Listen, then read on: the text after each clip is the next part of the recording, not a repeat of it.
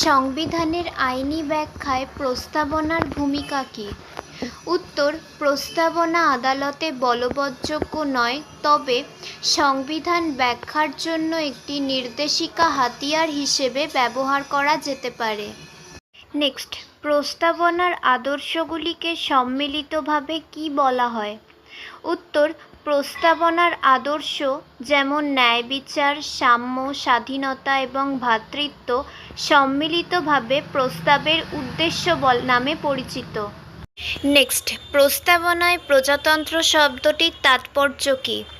উত্তর: প্রজাতন্ত্র বলতে বোঝায় যে ভারত রাজতন্ত্রের পরিবর্তে নির্বাচিত প্রতিনিধিদের নিয়ে একটি গণতান্ত্রিক দেশ।